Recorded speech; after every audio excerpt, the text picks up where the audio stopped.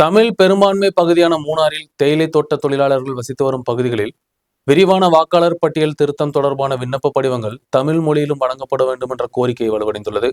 விண்ணப்ப படிவங்கள் மலையாளத்தில் மட்டுமே உள்ளதால் இதை பூர்த்தி செய்வதில் பொதுமக்கள் சிரமப்பட்டு வருகின்றனர்.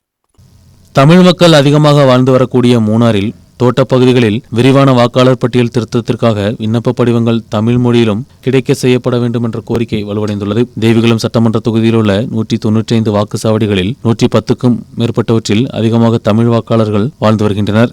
SIR தகவல்களை சேகரிப்பதற்காக வெளியிடப்பட்ட விண்ணப்ப படிவங்கள் மலையாளத்தில் மட்டுமே இருப்பதால் அவற்றை பூர்த்தி செய்து வழங்குவதில் மக்கள் சிரமங்களை எதிர்கொள்கின்றனர். இருப்பினும் ஒவ்வொரு மாநிலத்திலும் அந்தந்த மாநில மொழிகளில் மட்டுமே விரிவான வாக்காளர் பட்டியல் திருத்தத்திற்கான விண்ணப்ப படிவங்கள் தயாரிக்கப்பட வேண்டும் என்று தேர்தல் ஆணையம் அறிவித்துள்ளதாக ദേവികുളം തുണை മാവട്ട ആட்சியർ தெரிவித்துள்ளார்.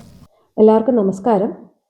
നമ്മുടെ ദേവികുളം നിയമസഭാ മണ്ഡലത്തിൽ SIRുമായിട്ട് ബന്ധപ്പെട്ട ഫോമുകൾ തമിഴിലും കൂടെ വേണമെന്നുള്ള ഒരു ആവശ്യം നമ്മുടെ ശ്രദ്ധയിൽപ്പെട്ടിട്ടുണ്ട്.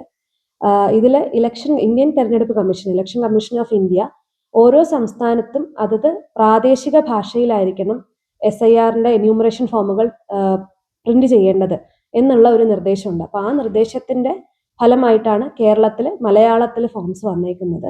ആയതിനാൽ തന്നെ ഇത്തരത്തിൽ ഒരു ഡിസിഷൻ എടുക്കുന്നത് ഇലക്ഷൻ കമ്മീഷൻ ഓഫ് ഇന്ത്യയുടെ നിർദ്ദേശപ്രകാരമാണ്.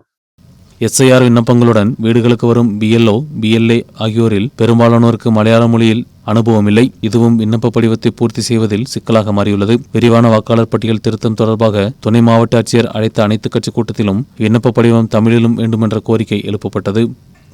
News bureau, Munnar.